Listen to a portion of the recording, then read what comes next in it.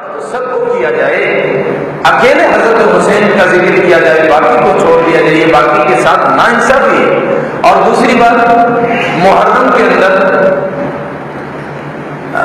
تعزیہ بنانا، یعنی ایک تاریخ سے بس سوگ بھی شروع ہو جاتے ہیں، یہ بھی بالکل غلط ہے۔ اس کو تمام مسالک نے غلط لکھا، تعزیے کو تمام مسالک کے سرخیز جو ہیں انہوں نے غلط لکھا۔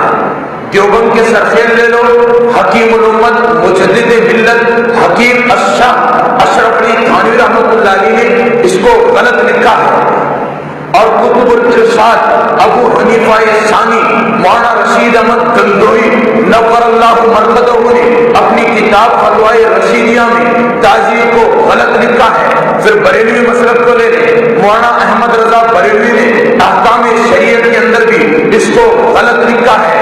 اور اس کے علاوہ صدر شریعہ مولانا امجد علی صاحب، انہوں نے بھی اپنی کتاب بہار شریعت کے اندر اس کو غلط لکھا ہے کہ تعزیہ غلط ہے۔ اور اس کے علاوہ خطبات محرم نام کی کتاب ہے جو بریلوی مسلک سے ہے، انہوں نے بھی اس کو غلط لکھا ہے کہ محرم منانا غلط ہے۔ مسلک اہل حدیث لے لیں، مسلک اہل حدیث کے سرخیز میاں نذیر حسین دہلوی نے فتوائے نذیریہ کے اندر بھی اس کو غلط ناجائز لکھا ہے۔ اور آگے پڑھ کے ہم دیکھیں تو احکام شریعت کے اندر مولانا احمد رضا بریلوی نے یہاں تک لکھا ہے کہ تعزیہ گزر رہا ہو، اس تعزیے کو ادباً کھڑے ہو کے دیکھنا بھی گناہ ہے، اس کے باوجود بھی عوام کرتی ہے۔